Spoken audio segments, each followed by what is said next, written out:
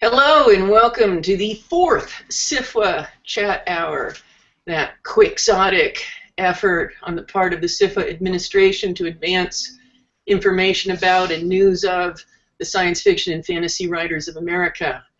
I am president of that 50-year-old August organization representing professional genre writers. I'm Kat Rambo, and today with me I have two other SFWAns who I'll ask to introduce themselves, starting with Ms. Baker. I'm back. I was not on the the last one, but I am the operations director, and I guess you send me all of the stuff that you have questions about, and I defer them to all the appropriate people. You can reach me at operations@sfwa.org. I'm here to help. Yay. And Oz. I'm Oz Drummond, and I am the comptroller of SFWA, and that means I do a lot of the financial work, and I'm also a member of SFWA. And you're not a member just as as the comptroller, you are a writer in and of your own. I'm a writing member, yes. Awesome. Struggling the way all of us are. That's right. That's right. Well, I was going to start out by mentioning Westercon a little. I just came back from that recently, and we had a SFWA meeting there, which was fairly well attended for Monday of a 4-day con, when that Monday coincided with the 4th of July and it was 10 in the morning. And we kind of caught people up with what was going, and of course wandered in and asked what we were doing about the Hugos, and we said, those aren't ours, and they wandered off to find some other meeting. And that was pretty much it for Westercon. It was a lot of fun, though. It was down in Portland. I think they said there was around 1,800 people, a lot of a fabulous art show. And I ended up coming home with, I think, 4 pieces of art. So, but Oz, you at least didn't you skim the edges of Readercon? I did. I have skimmed the edges of Readercon many times, actually. Bud Sparhawk, our CFO, is a regular at Readercon, so we try to meet the fiscal year end for SFWA is June 30th. Readercon comes right after that, so we try to do a day's work there, and this year I also have family up in Boston, so that's where Readercon is. So I zipped in, did a day's work with Bud, ran off to see the family, and then I came back for 3 readings. Member Delia Sherman and member Joe Haldeman. And then Jeff Ford is no longer a member, but he's a really good reader. And my daughter laughed a great deal during Jeff's reading, which was a story about a new suburban party thing, which is to invite your neighbors to your child's exorcism. And you bring cards, and you put money in the cards, and then you stand and you watch while the guy exorcises your child of all their imagined problems that parents have with their teenagers. And it was a wonderfully snarky, funny story, and it was perfect. And I thought, if you have a teen who's 17 and she laughs through it, then it's a pretty funny story. And so that was Readercon. Didn't you get critiqued there? No, I got critiqued at, I also spent a week at Rio Hondo in New Mexico, which Kat was going to go to and then had to cancel. And Rio Hondo is a peer group where we get together with, Walter John Williams gets together a group of writers, and we eat and we critique, and you get kind of skewered. And I just got back a bunch of my skewerings, which are like, I feel like I was kebabbed and put on the flames. But it's, I usually take something very experimental, and it's nice to have a really high-level group, which, yeah, my quote from Mikey Rossner, who's also a member of SFWA, Michaela Rossner, was that the things she liked best in my story were the things she had the most problems with. So there's a very... Kat, I don't think you missed anything. Well, I know I missed some awesome food, and I also missed some of my favorite people. Yes, so. you did, because I made, what did I make? I made I made, what is it, chicken, something with chicken. Something with, no, I made, tell you that was it, coconut curry chicken was what I made, yes. Now I'm hungry. It's too close to dinner time talking about food. Well, not on the West Coast, but yeah. Well, I still haven't had lunch, so at some point I'll have to. So those were my adventures. What? Those were my adventures. Those were your adventures. The other thing I did recently was I went into Clarion West, and I was one half of the Mystery Muse duo for the Clarion West Writers Workshop that's happening here in Seattle right now. And Karen Gusoff and I went in and talked about career stuff with them, and I passed out SFWA propaganda and stickers. And so I wanted to talk, in this episode, I thought it might be useful to talk about kind of what's the best piece of career advice that you ever got, kind of like as you're, or even just sort of, what's something that you've come back to over and over again. And I'll tell you mine, which is that Cy Mitchell came to Clarion West, in fact, when I was there, and said, try lots of things and figure out what works for you, and then do that lots. And she was talking about productivity, and the thing that she really wanted to emphasize was that everybody's process is different, and that it can differ from time to time, you know, in your according to your circumstances. And so I do try. I go out to the coffee shop, or I try riding on the bus or the ferry or whatever, and just try and mix things up and find the stuff that works. What about you, Oz? Have you gotten a piece of advice like that that has sort of stuck with you? No, I don't think that any one piece has stuck, because Clarion was 20 years ago, and Tao's Toolbox was almost 10 years ago, and I would say the thing that has evolved, though, is I was so scared at Clarion 20 years ago to submit my work for critique.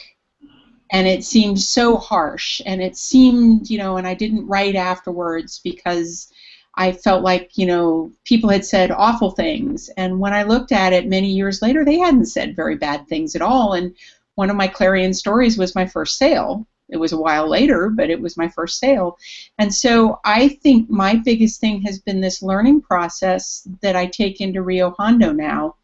People, you're going in with Jim Kelly and Michaela Rossner and Walter John Williams. You're going in with some really heavy hitters, Rick Wilbur.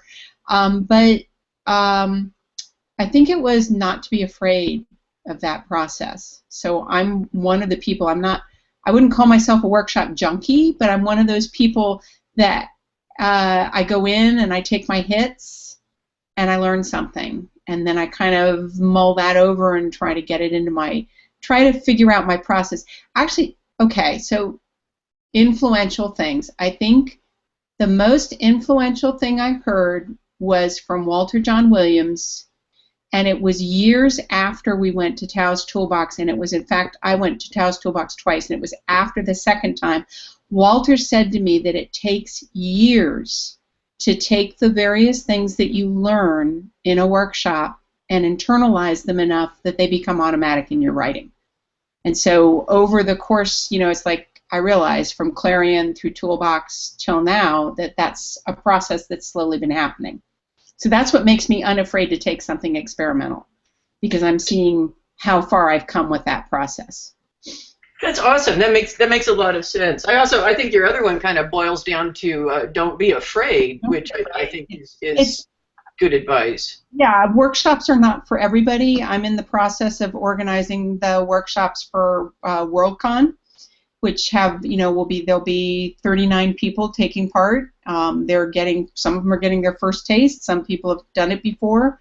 We have 26 wonderful writers, but I think don't be afraid of the process. It's just a short amount of time, and it's just some people's opinion, and usually there's something good in it. But if you don't think so, you don't think so. Michael Swanwick tried workshops, and they're not for him. That's last Worldcon. was one of the people teaching the writers' workshop and teamed up with Tony Weiskopf, and we had a great time. And I know that all three of the writers that we workshopped just really found it valuable, and I learned a lot from it too. I thought it's a nice pairing writers up, lets you learn from each other. It's great. Kate, how about you? Do you have advice? Yeah. So it's sort of on the same lines of what both of you have said, and I'm a perfectionist, and some of the best advice I ever got was never stop learning, never stop trying to improve yourself.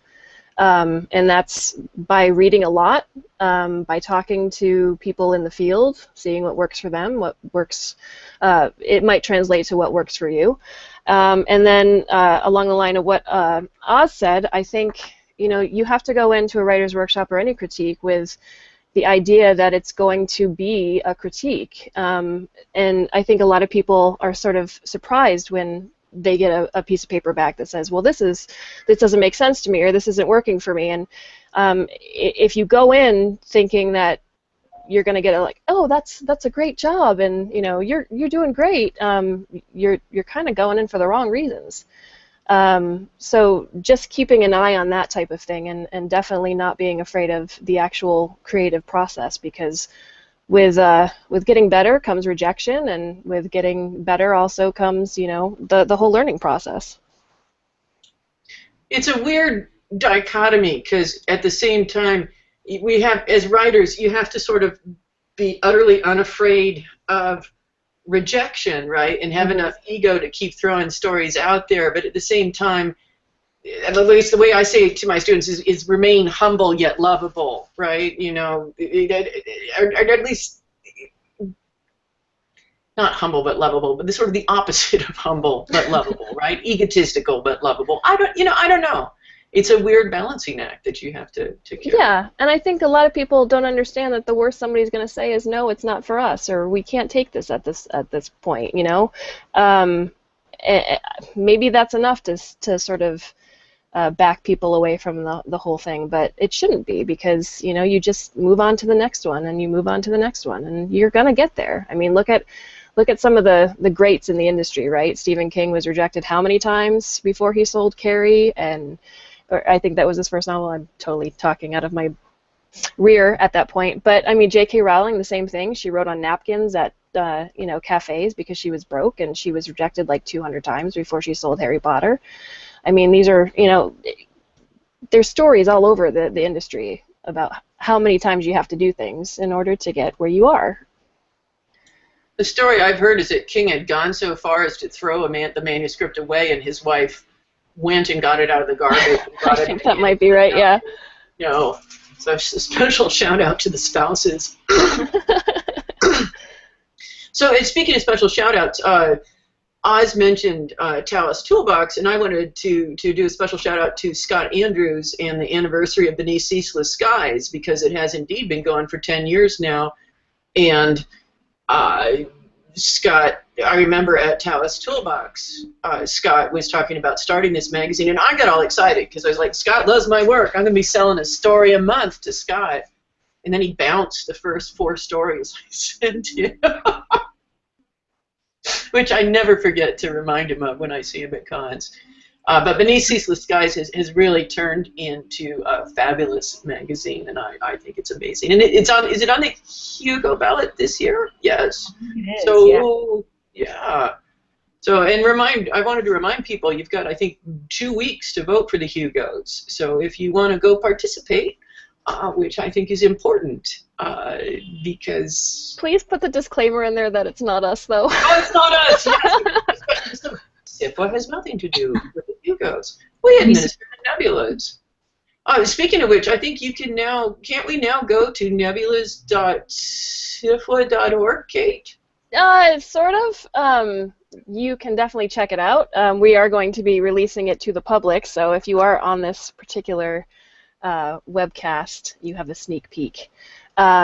So, yeah, definitely go check that out, and then we will be putting out a press release very soon.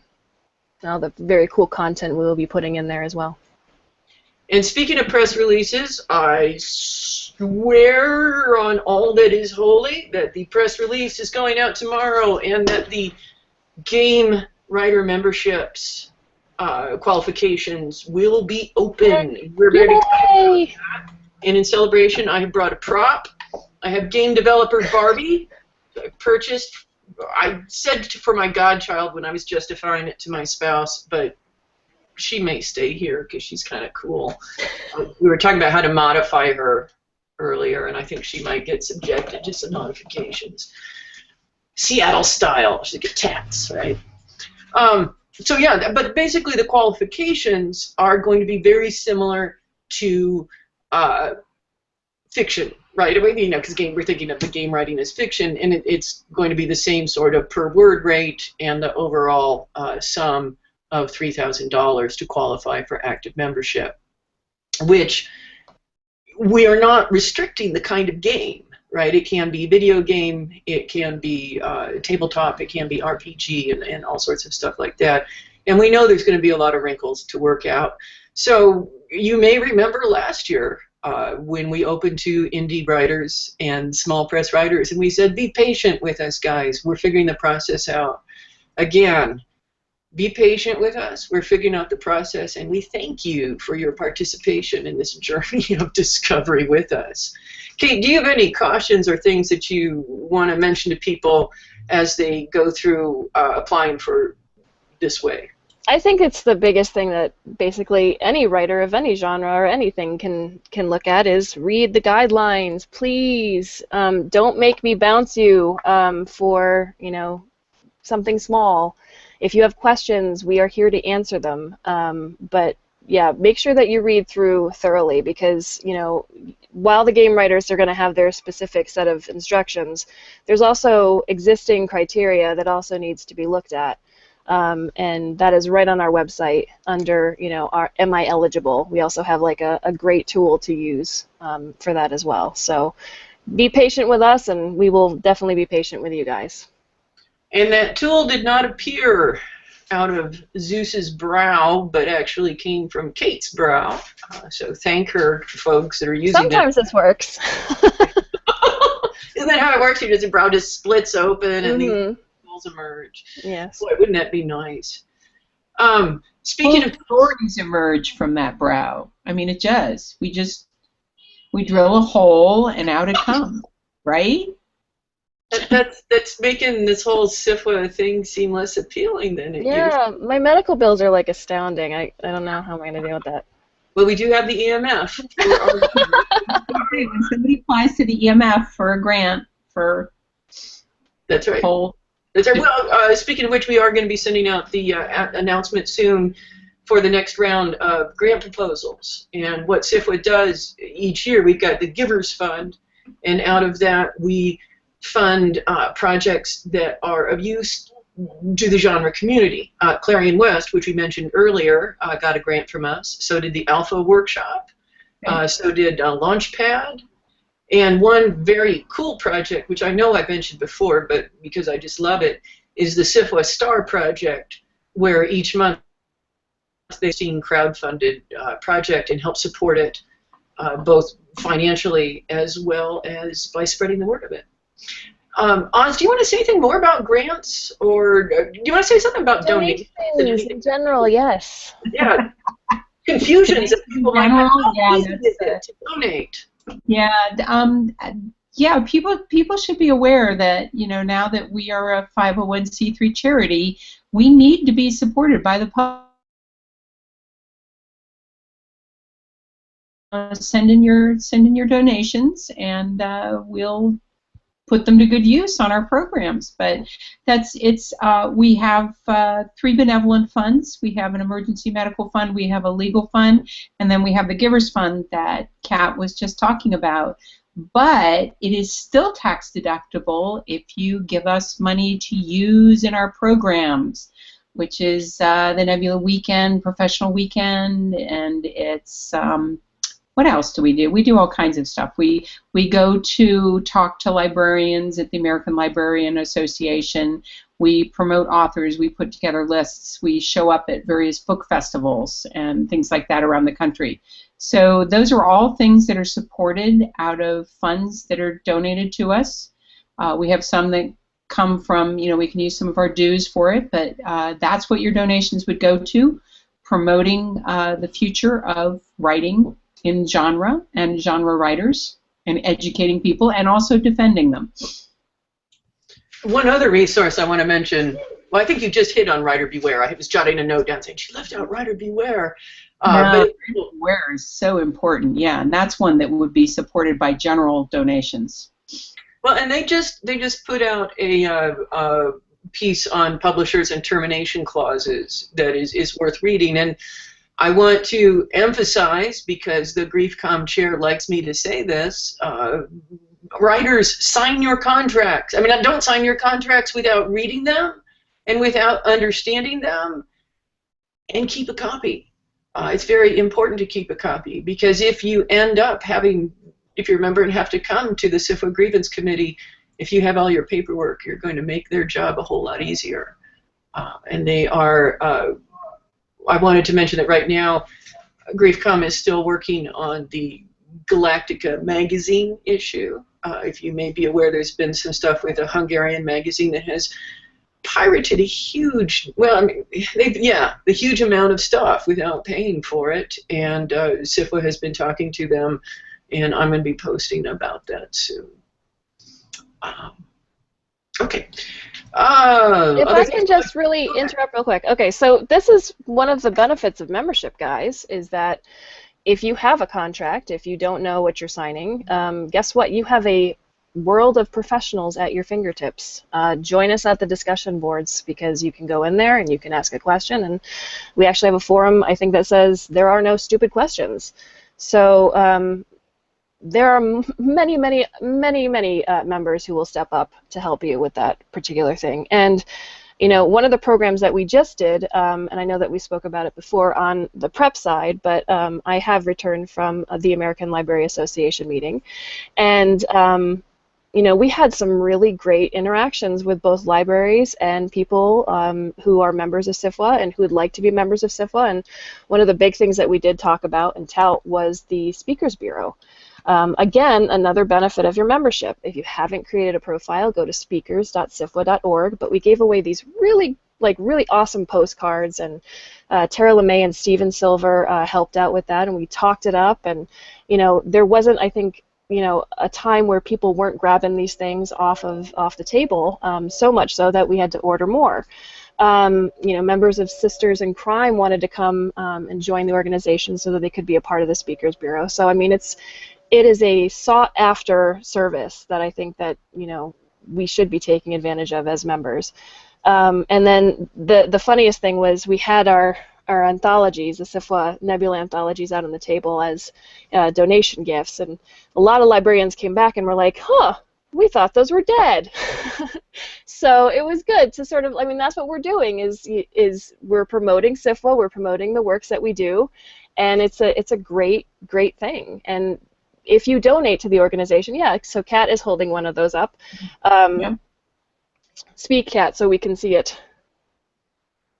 I have to unmute, but yeah, here's the SFWA. This is the 2015 one, and the 2016 one, which I still had not seen a copy of, is out now too, and it has a lovely mer lady on the cover. But yeah, no, the Nebula Awards anthology is very much alive, and Julie Cesarna is editing the next one. Hey, and here is one of our SFWA members come to join us, Ms. Kelly Robeson. Kelly, hi. So delighted to see you. It's nice to see you too. And Kelly, last time I saw Kelly was at the Nebulas, where she and her lovely partner were part of a glittering ceremony. What have you been up to lately, Kelly? Oh, goodness. Well, I finally managed to give birth to a watermelon. The watermelon, otherwise known as this time travel novella that I have been working on for a year. So that is now drafted, and it's looking pretty good. It'll need a lot of revision, but it feels good to have that out. That's awesome. Well, hey, so earlier we were talking about career advice, and each of us, we were sharing kind of what we thought a piece of career advice that sort of stuck with us, where Oz's boiled down to kind of don't be afraid and participate fully. Kate's was participate fully, and mine was try lots of stuff. Mm-hmm. Do you have a piece of advice? Yeah, I mean, I would say get to know yourself as an artist. Like, learn how to be an artist, and there are a lot of ways of doing that. And a lot of it is just really knowing yourself, knowing what makes you tick, knowing what you like, what you're passionate about, what makes you crazy, what makes you happy, what makes you so angry you could just burn the world to the ground. And just keep exploring what it is that makes your work, you know, absolutely unique, because that's the spark that's going to catch people's eyes. I think that's awesome advice. Really, know thyself is a really good one. Go ahead. Can we point something out, Kat? Yes. We have 3 people here who were members of the inaugural class of Taoist Toolbox. Oh, that's right. All 3 of us were at that inaugural class of Taoist Toolbox with Walter John Williams and Connie Willis. And I will say, one of the mantras of my household, if we're kind of in doubt, is what would Connie do? Because she's just so sensible, right? Yeah. Plus, she's indomitable. How many other people do we know who in 1 year got bit by a bat and then smashed their eye socket? And then Connie is a really great example. I mean, she is so completely herself. Nobody can write like her because she just is utterly unique and of herself, very, very confident in herself. So she has won more awards than any other speculative fiction writer. Did you know that? Thought that was awesome. Yeah. I did want to give a shout out for a SFWA program that is finally underway. Oh my good Lord. So I first thought of this a couple of years ago, and it is now up and working thanks to the auspices of the amazing Maggie Hogarth, who unfortunately could not be with us today, but is our amazing, hardworking SFWA vice president. But this is the NetGalley program. So if you're not familiar with NetGalley, it's basically a site where reviewers can go and get copies of books, and what they do is they kind of control the access. So SFWA is now allowing members to put stuff up to NetGalley through the SFWA account. This is a big savings because if you went and created your own NetGalley account, it would cost you $500 to $600 for the setup fee. So we've gone ahead and set up an account. We can do 10 books a month, and we do charge you $25, which is basically my there to make sure people take it seriously fee. But I put up 2 books. I think we've got like 6 books up. They went up this month, maybe 7 now. I know that I got several reviews of stuff that I stuck up, so I'm pretty happy with it. I don't know if either of you have stuff you want to say about NetGalley. Oz is like, it's making a little money, yay!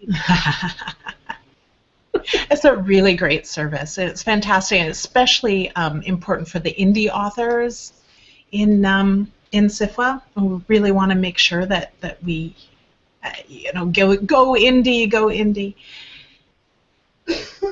And I think it's fantastic for them. I think that is.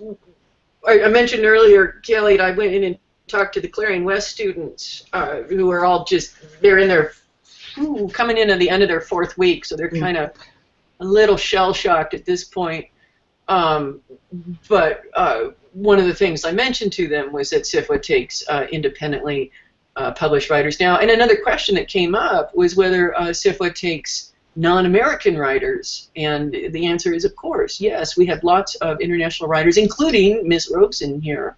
Yeah, I'm Canadian. Mm-hmm. You're Canadian. That's right. We have a number of Canadians, including a number of SFWA officials, Susan Forrest and Matthew Johnson. They're our wonderful, polite Canadians. So I have a list of topics of stuff that we broad, and I think I will save the silliest of them for last. So let's talk about what we're reading right now. It's a little bit more serious. So I wanted I asked people to bring in a couple books or mention them. And I'm sorry, Kelly, I didn't actually tell you this, so surprise. But I'm sure you're reading something right now that you'd like to give a shout out to.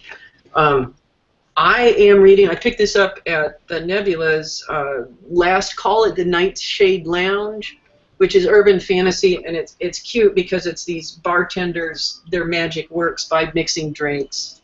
And it has a lot of little historical notes about it, which I'm always a sucker for. And I'm reading The Space Opera Renaissance. This is an older book edited by David Hartwell and Catherine Kramer. I'm working on a secret project to do a space opera, so I'm reading that. And finally, this is actually not something that I'm reading, but I'm pleased. It just came in the mail today. Genius Loci, edited by James Gates. This was a Kickstarter funded project. It's been a while.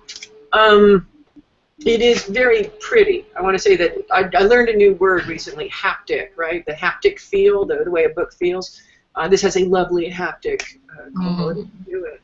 But it's really pretty, and there's some nice writers in it. And one of the reasons I'm excited about it is Andy Duncan, who was my Clarion West instructor, wrote the story immediately preceding me. So I don't know, it's just nice. It's always fun when you share TOCs, right? It's kind of cool. Oz, you're leaning over as though to find books to present. What? I am. Now, you know what's so funny about it is when you first said this, I said, well, I'm not reading at all. Oh, baloney. And then I realized, well, I'm not reading like popular fiction at the moment, which I often do. I often read romances and stuff like that for relaxation. But, you know, it's like I've been beta reading some people's books. David Levine's second novel, the first one, Arabella of Mars, just came out, just had its book birthday this past week. And I've already read the second one, so that was something. But I've been catching up on fantasy and science fiction, which this one happens to have a story by Cat Rambo in it. But what got me poking in these, because I had already read Cat's story, is that a couple of the people in the workshop for Worldcon this year have already been picked up by Charlie Finley in fantasy and science fiction. So I wanted to read their published stories and recommend them for Nebula if that's appropriate. But I guess the thing I'm really excited about is this book that I've been working my way through called Women's Work, which is about a woman. It's the first 20,000 years. It's by Elizabeth Wayland Barber, and I've read some things by her and her husband before, but she's talking about putting together the archaeology that explains what women did and how textile work was women's work, all the, back in the millennia, and where grass skirts first came from and knotting threads, and when they first started using linen to weave things. And apparently in original archaeology they just threw away all of the little doodahs that were actually the weights for the loom and were spindles and little bits of cloth, and they just treated it like garbage and threw it all away. And so now they know it's important. And I'm reading this stuff because I'm planning to do a collaboration with, I'm hoping to do a collaboration with Alan Smale, who's another classicist, and we're trying to do a Greek story. So I wanted to set it in the world of the women, and so that meant that I had to read up on that. And then the last thing I wanted to mention is something that's actually not a book. It's a movie, BFG, Big Friendly Giant, which is a Roald Dahl. It was absolutely gorgeous, the treatment. It's a Spielberg did it, and it was beautiful, and it was very adult. It really wasn't a children's movie as much as it was an all-ages movie. It was just, it had a beautiful feel. It was full of sense of wonder, which is what you want in a fantasy film, and it was gorgeously done. Beautiful mix of animation and live action. Could only do that with current technology, but the story was as complex as all of his stories are. It was not one that I was that familiar with, so I had the fun of experiencing it. That's awesome. We were just watching, in fact, the trailer for that the other day. So I'm glad to have your endorsement. Kelly, how about you? What are you reading and or watching? Yeah, so I've always got a lot of books on the go. I've always got fiction, short fiction, usually a graphic novel, and usually nonfiction as well, which is kind of ridiculous. But we're all like that. It's what you feel at the moment. So for short fiction right now, what I have is Carlos Hernandez, The Assimilated Cuban's Guide to Quantum Santeria, which is his first collection, and it is amazing. It is so good. The man is a freaking genius and a great storyteller, and he's so warm and witty and funny and neat and very much 100% himself. So I highly recommend this collection. It's what a guy. He's also a really super nice guy. I got to meet him at the Nebulas. Yeah, so it's a lovely. That's out from Rosarium Publishing. So Carlos Hernandez, please pick him up because he is awesome.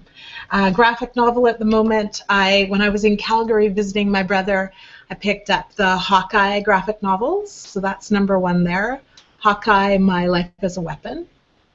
So I'm really enjoying those. I'm only through the first 3 of them, but there's another 3 left. I'm reading. Now, I don't have my Kindle in front of me, but I'm reading Debt, the first 5,000 years. So Oz was just mentioning women's work the first 2,000 years, or 20,000 years. So Debt is amazing. It is a nonfiction basically looking into how our ideas of economic history are completely wrong, and that money didn't come first, but debt came first. That's really, really interesting. And a great world-building resource. Looking at economics, it's all about transfer of wealth. So I highly recommend that as well. And for watching, Alex and I are absolutely enthralled by The Living in the Dead, which is a BBC historical horror show, which is on right now, BBC America. We're buying it through iTunes. There are 3 episodes in, and it is beautiful. Really subtle, really atmospheric, great characters, wonderful husband and wife, young husband and wife team are just a really interesting, not something you necessarily see that much. They're very much equals, but not in a very believable way.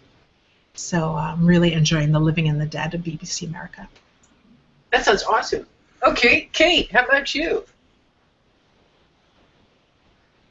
It wouldn't unmute. I was like, I'm trying to talk. So, like Oz, I was going to say, well, I'm not reading anything. I've got a lot to catch up on. My mountain to be read is ever growing. But a few of the things that I'm looking forward to, I'm on a Chuck Wendig kick. I started Blackbirds a while ago. I want to finish that one. And then he is a steward of the Star Wars franchise going forward. And I believe... I want to say Life Debt is out as of July 12th, so I'm probably going to pick that one up to finish. I think he has 3 coming in that particular trilogy, because it would be a trilogy. And then there's a podcast that I've started to listen to, Anna K. Ferris. She does, the title is Unqualified, and it's humor, and she's so genuine that you can't help but sort of fall in love with that, the way that she delivers the podcast. And she has guests on her site that come and talk about just different things. And then I don't know. I do a lot of short fiction reading and listening to podcasts. So I'm going to probably just put a shout out there to, if you're not listening to Escape Pod or, Pseudopod and the fantasy one totally escapes me, Podcastle, there it goes. There's some really great SF and fantasy podcasts. I know Scott Andrews does the Beneath Ceaseless Skies one. Sometimes he brings in other readers, but, it brings me to my next point, which that, if you don't have time to read, audio is a great medium to immerse yourself into. And if you've got a good narrator, they're going to take you into that story, and you're not going to want to leave. Well, and also for writers that are watching this, audio reprints are something that you should be looking at if you're selling stuff. It's pretty much free money, right? And it's also, you end up getting in front of a bunch of readers that you wouldn't otherwise.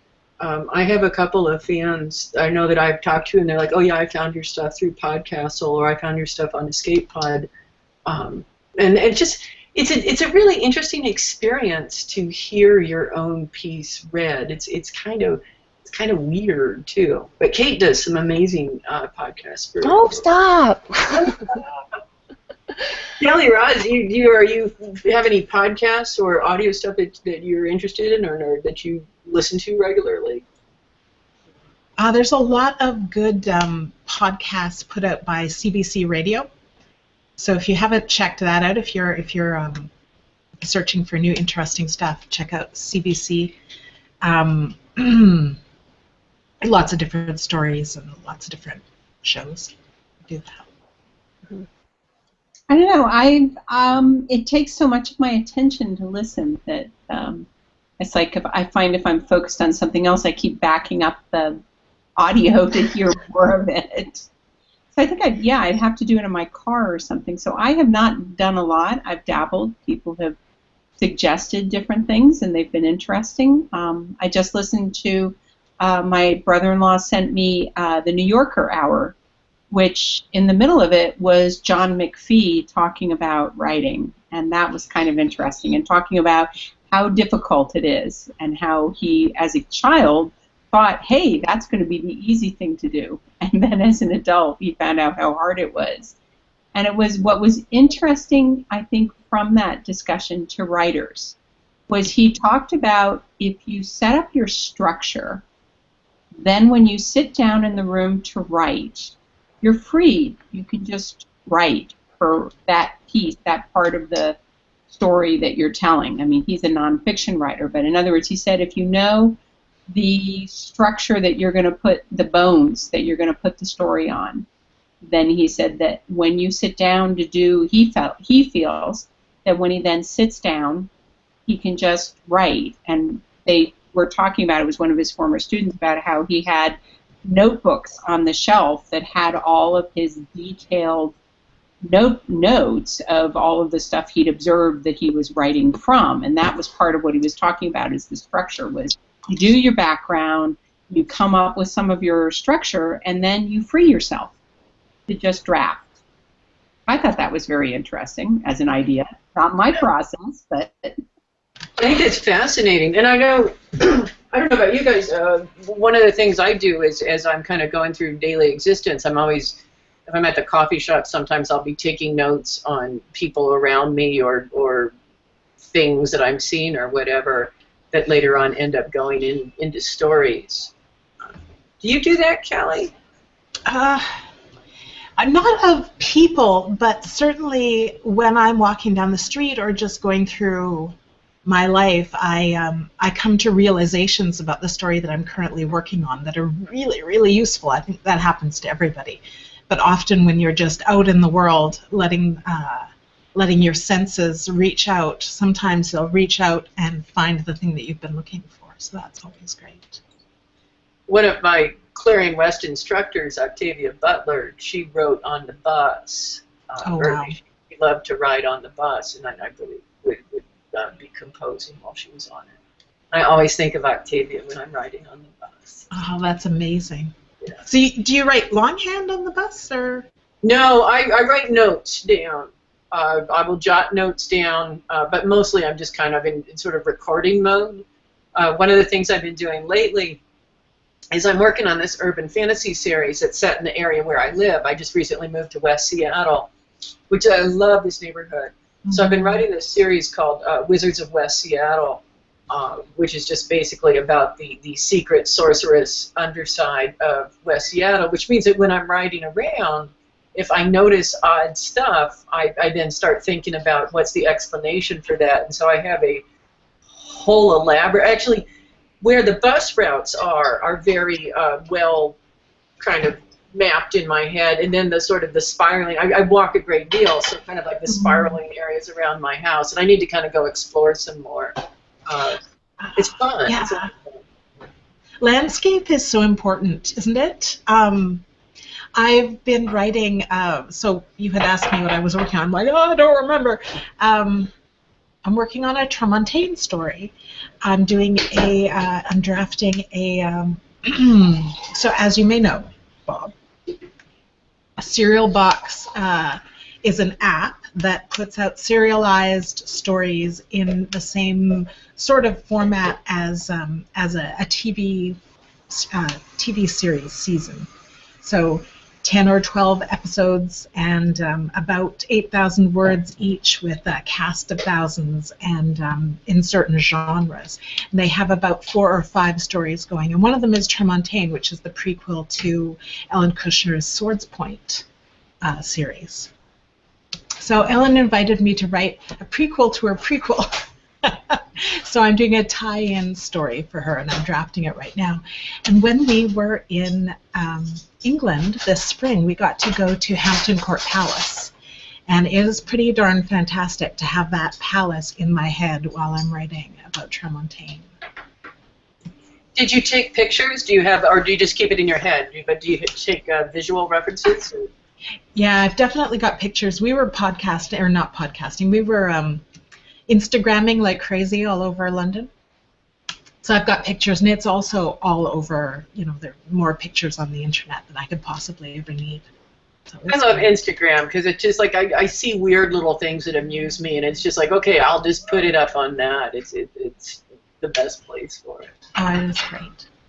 So we've come to a very important part of our program, which is that in honor of the phenomenon that is sweeping the world right now, we're now going to discuss Pokemon Go.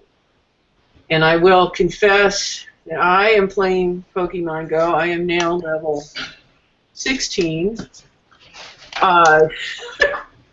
Well, I learned how to do it while you're riding the bus, actually. If you kind of sit there and you have the phone open and you're watching it, and you just, and if you're careful to kind of spin it, like just as you're going past, you can actually rack up quite a few points that way. So, and Oz was going to tell us a story because she said her husband is irritated with Pokemon Go, inconceivable as this can be. And I will say, to those of you who are also playing it, don't walk into traffic. It's pretty easy. I found that. There's your public service announcement. But Oz, why is your husband annoyed? All right. So this is going to take... He and I are not gamers, and neither one of us have ever Pokemoned, and I don't have a smartphone, and his is strictly for work. But my husband is known as the Weather Dude. He is the head of National Weather Service for the entire East Coast. And apparently the game designers linked some of the spots that you get points with the weather radars at various weather stations. So strangers are driving up on the property and waving their phones really close to the radars. It's just making all of the weather people nervous because in some places people take gunshots at the weather radar thinking it's some sort of government device. So boo-hoo, they are in the process of asking the game designers to please not use the GPS locations of the United States government's weather radars for the Pokemon Go game. That's my story. Well, it's kind of awesome because one of the things, what they did with the Pokemon Go, if you're familiar, for those of us who game, with the game Ingress, was they actually got the locations from Ingress, and Ingress was very popular, except, and please correct me if I'm wrong, because I sedulously avoided its lure, but you could only get it on Android phones, and my household is an Apple household. You can do it on iPhone. You do? Okay, well, thank God that I never learned that, is all I can say. Well, Pokemon Go is a lot more interesting than Ingress. I got to tell you, I lost interest in Ingress really, really quickly. But Canada only got Pokemon Go yesterday. officially yesterday. There was a workaround where you could get it, but wow. So yes. So Alex and I started playing yesterday. Your weather radars before the Canadian government figures this out. Yeah, well, what the heck? But I read an interesting piece of where I guess the Holocaust Museum in D.C. was having trouble with people playing Pokemon there, and they felt it was disrespectful. And it was an interesting piece because what it suggested was it actually the museum could be making use of it if they contacted the game designers again and said, like, put the Pokestops in the gift shop. Don't put them in by the displays, you know, or put them out by the lobby or someplace. And yeah, bring people in, sure. You know, they don't have to be playing. You know, you can make sure that there's no spawn points for the creatures in the actual displays. And they mentioned, I don't remember the name of the museum, but some museum that had actually used Ingress to pull people in to see a particular exhibit. Because if you look at the stops, right, you know, it's usually something that somebody found noteworthy. Someone around here has documented a lot of the lovely little bus stop murals, which I think is kind of cool. Yeah, we've got a lot of graffiti. Yeah. And that's awesome. I think that's really neat. No, one of the things I find really interesting about the game is I knew of Pokemon. It was around when, I was younger, and I didn't like it. And all of a sudden, my social media feeds like start blowing up with, oh my God, I caught this there and I caught this here, and I was like, oh, okay, well, fine, I'll bow to peer pressure. But mostly I liked it because I kept on telling myself I want to start walking again, and this is great for people who need exercise. And it's funny because there's these news sites that have aggregated all these Twitter mentions of Pokemon Go, and how like these kids who are normally shut-ins during the summer are like, oh, I walked 4 miles and I can't feel my legs, but I caught like 50 Pokemon and it's great. But one of the things I also love about the game is that my 2 daughters play, and nothing says love like me getting into a car to drive my 2 daughters while one of them mans 2 phones so we can hit all the Pokestops and maybe take over a gym. So yeah, fight me. Well, it's really true, and one of the reasons I like it is my husband is sometimes a bit sedentary, and I've been like, hey, honey, let's walk down to the junction and just see what we can get, and he can usually be stirred to go see, particularly if I say, oh yeah, I caught something cool down there earlier. They were meows. They were wild meows swarming Admiral Junction.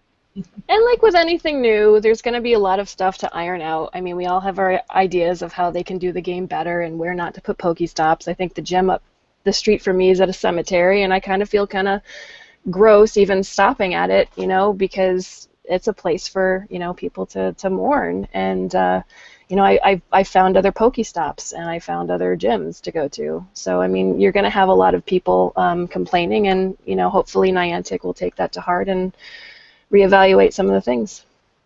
And put more servers in downtown Toronto, because holy crap. I think they need to buy a state somewhere and just make it a server farm. Just the Wenatchee Valley, just raise an apple orchard and erect a server farm.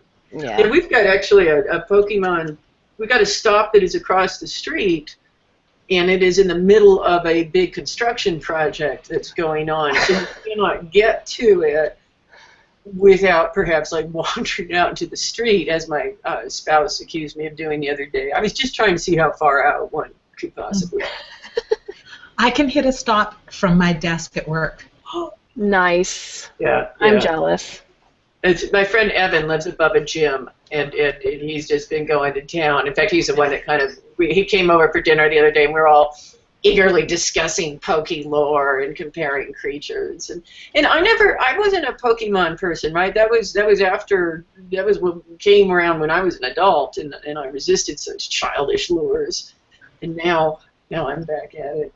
But what I say to myself is that at some point I read a thing that said they're kind of slowly expanding the economy.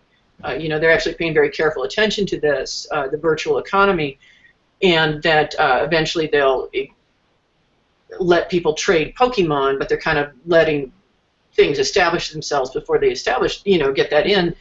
So what I am doing is I'm setting myself up to be the best godparent ever, because I will have countless Pokemon to bestow upon my godchildren.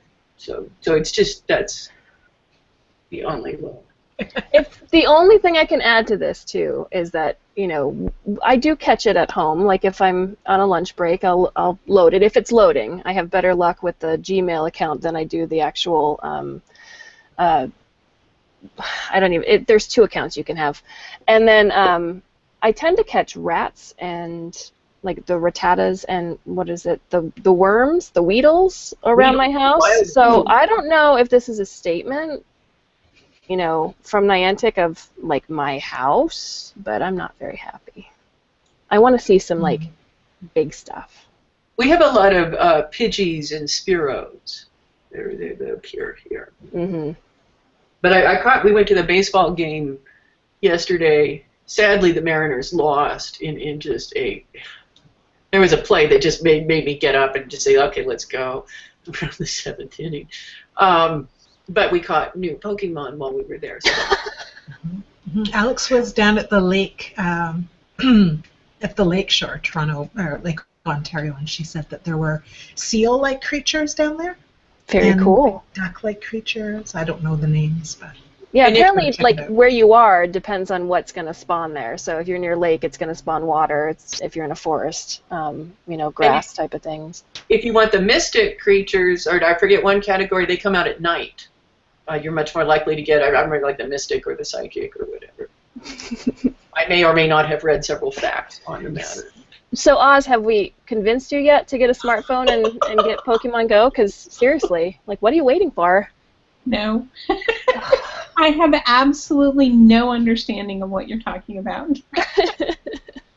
And besides, if I do that, okay, so what am I going to stop doing in order to do that? Am I going to stop closing the books and doing the finances? Or am I going to stop? I don't want to keep doing that.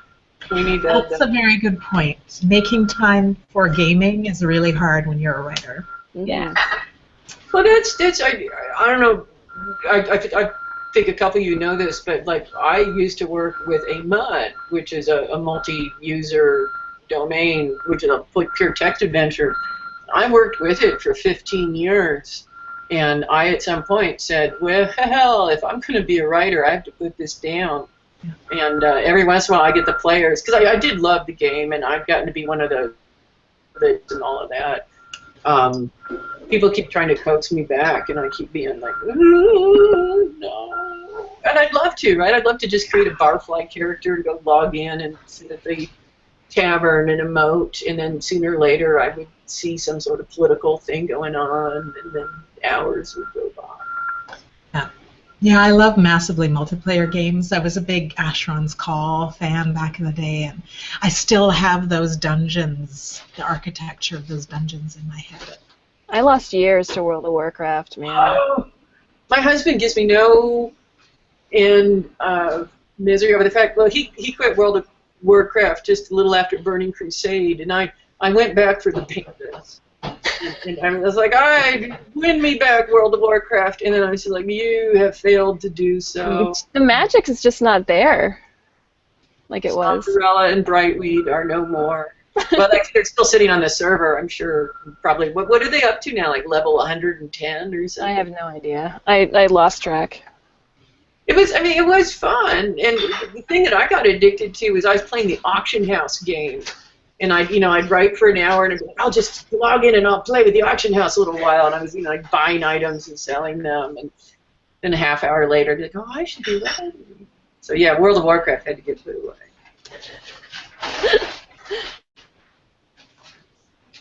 We got like 2 more minutes. Is there any crucial SFWA things that we need to say here?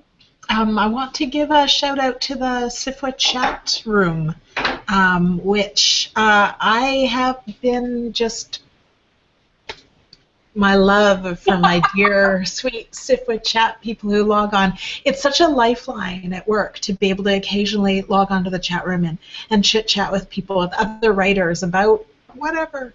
It was something I'd really been missing in my workday, is just a little bit of connection to my writer brain, and Oh, that's awesome. That makes me so happy to hear you say that. And if you're a SFWA member, what you do is you log on to the discussion forums, and up in the left-hand corner, you'll see a thing that says chat, and it'll have a number in parentheses. You want to go in when there is an actual number there, because there were people. I was just in there this morning. In fact, Kelly knows that because I came in and was like, "Come to the chat hour, Kelly."